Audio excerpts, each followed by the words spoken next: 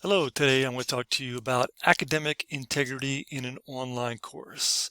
Let's be honest, the online environment for teaching and learning, it's really convenient, but it does open up the door for cheating by students. Without having a teacher presence there all the time watching over your student taking a test, there is the option and the temptation to cheat online. And so hopefully with today's discussion and the other notes here I have on this page, we'll help you out to reduce that and eliminate it as well. And I'm going to show you a link that is provided. So you can see all the documents here you can go to as well that you can go to for areas you're interested in. So here I have a link. It's on the Nichols Online website, nichols.edu/online. And on there is a drop down thing for faculty resources. And here I have a link to it to the online assessment part. All right, so here you can see online assessments, some things we provided for you here. And the first one I'll go to is right here, securing online tests. And you can read this on your own time and you can look over this. This is basically ways to reduce it before or without requiring an online video proctor. And ways you can do that is, just always reiterate to students what cheating is, and that if they get caught cheating in any manner, what will happen to them. If you can give them a 0 in the course, report them to the university, link them to the student handbook, all these things. And you can put statements in your syllabus, put them before quizzes, before assignments. Let them know what dishonesty is and what you expect. Like if you require no textbook, no Google, all that stuff. Let them know about this prior to each test, and let them know what the repercussions are going to be. Just maybe that alone may, at least students know what the risk is involved if they do try to cheat in your class. Some teachers even do a signed contract, a written statement with students where they just agree to it electronically, saying they will not cheat in class. So anything like that, it helps out. Put it on the moral side of students to not want to cheat in your class. So there's more stuff here I'll get to later on in this. Well, I'll go to this one right here, online testing options. And this is currently now in for Nichols State University what we have. Of course, Moodle's for free.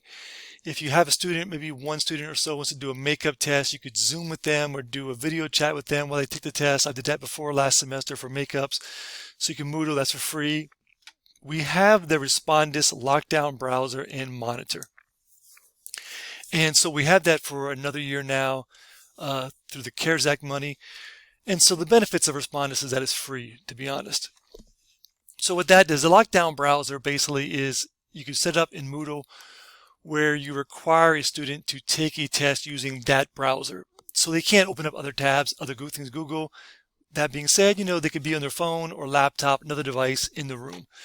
The other thing is the Respondus Monitor, which is free for students. We're paying for it, so it's free for them now, but we're paying for it through the university. And that basically is a video camera that records a student taking the quiz through the lockdown browser. And believe me, it's not as vast as Proctoru does with seeing their area and that kind of thing with the video quality, but you can watch a student take the quiz using Respondus Monitor. And down below you see Proctoru. Proctoru is the higher security options, and I'll go through them. Proctoru has 3 options.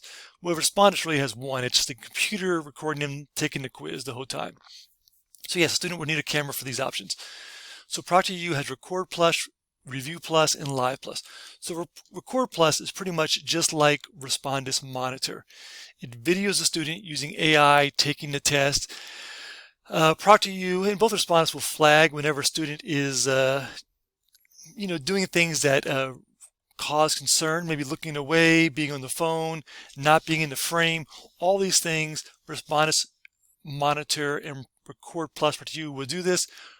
Proctoru, in my opinion, does a better job of with their AI and recording it quality. So there's that.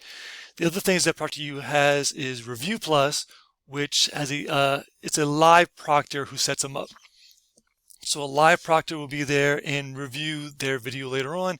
You see that's $10 per student. The Live Plus is the only option we have now with a live proctor throughout. So students pay for that depending on how long the test is, 15 minutes, $15, hour-long test, 3-hour-long test. The price goes up, length of the test. And all that stuff is here. It goes off screen. Now it's there. You can see that. And I'll go this later on.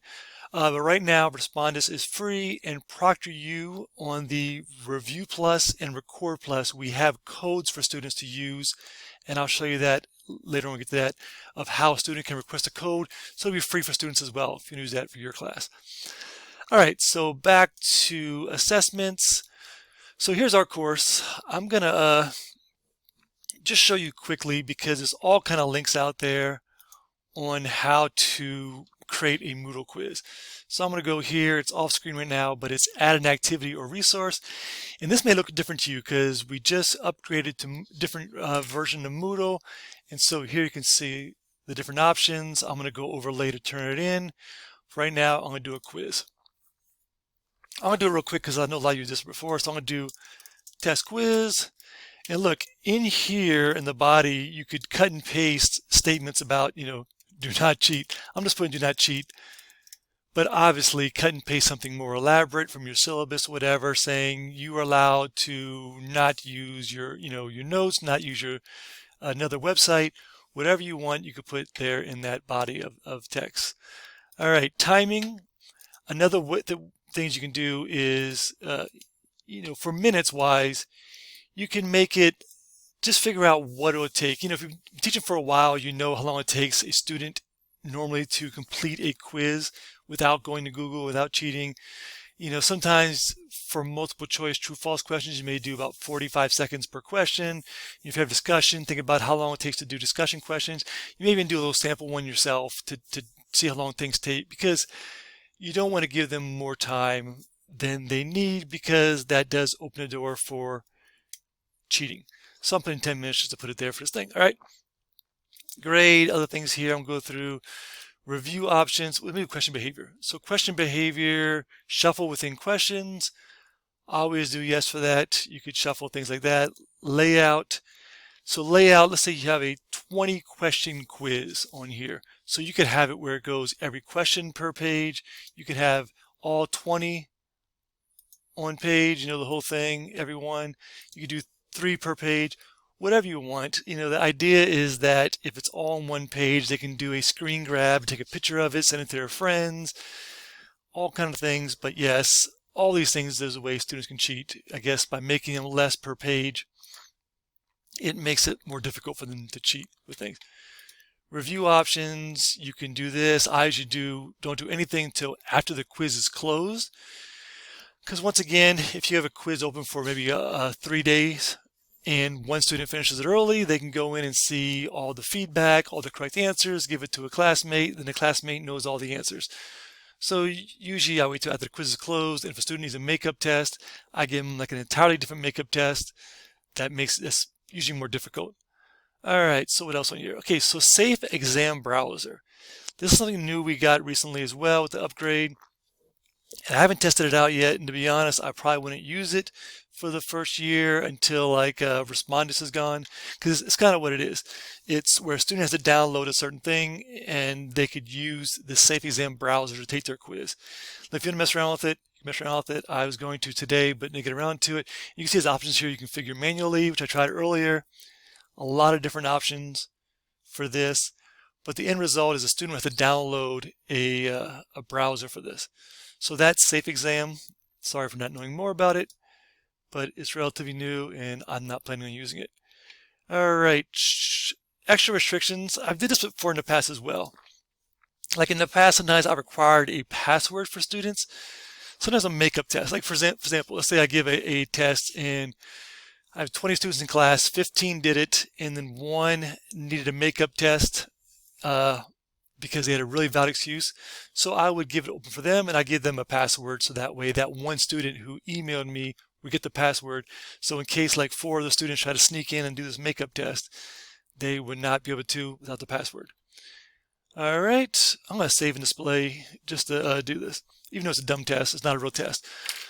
So the other thing you can do is if you have a student who needs extra time, you probably know this already, but up here you can click down, user overrides. come here, add an override. Typically what they want is more time, or they need more time. You get that from accessibility office.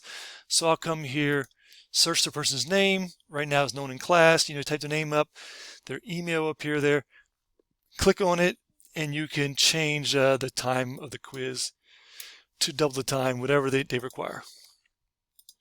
All right, so that stuff was kind of quick because I know there's all kind of work out there on Moodle. You can go look on Moodle on our website for Moodle things. There's Moodle training courses. Nicole Cotton set up a lot of kind of stuff. There's all kind of trainings on this, on Gradebook, all these things. So that's pretty simple. I'm going to go back to our section here again, and now I'm going to add an activity or resource, and there is turn it in. So turn it in will be used. Right now it's opening right now, by the way. If a student wants to submit a paper, you put it in here, turn it in, and turn in will check the database and the internet to make sure that it is not plagiarized.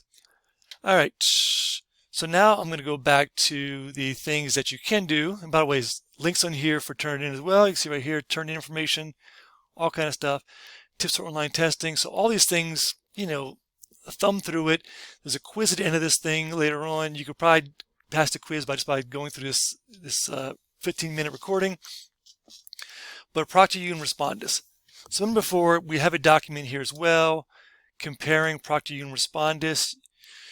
You can look at this, all kind of stuff about Proctoru and Respondus. Like I said, Proctoru has higher levels, live people to do that. Proctoru on here as well. So on this document here, because remember, Respondus is free for students. We pay for it for at least another year. But for Proctoru, once again, they can get free codes for Review Plus and Record Plus. If they come here to this document, you can see it's a pretty simple Google request form. They fill it out. It goes to someone in Student Life, and they'll send a student the code to take your quiz. All right. More tips about Proctoru, or more things about this. So one, they need a webcam. If you use Proctoru or Respondus, they're going to need a webcam. So they should have that. We have computer labs that have that. If they're doing an online course, it should require that. Proctoru codes. Oh yeah, for Proctoru, make sure you set the quiz up as soon as possible, at least 72 hours before the quiz, and tell students to set up their time with Proctoru beforehand, because like I said, it's a live proctor there. So Proctoru needs to know, hey, at 5 o'clock on this day, we need a proctor there to proctor this exam for this class. So as early as you can do the classes on schedule, do that for your students and do that for yourself and your syllabus and everything with that set up with Proctoru. Nothing to make sure you provide feedback for students. So the Nichols Online rules that was set up by policy procedures was that you should provide feedback for students within 3 to 5 days for Nichols Online.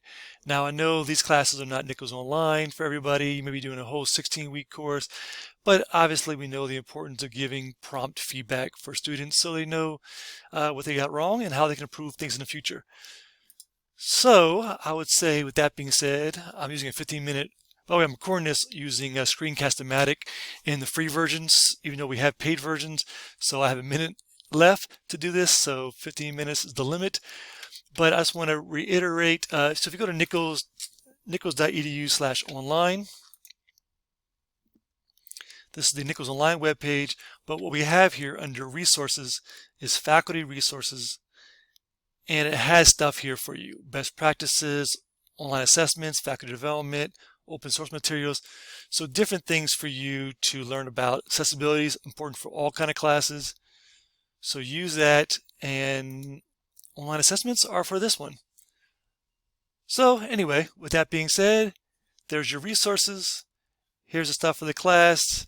Take the quiz. Good luck. And that's all I have for today. Thank you.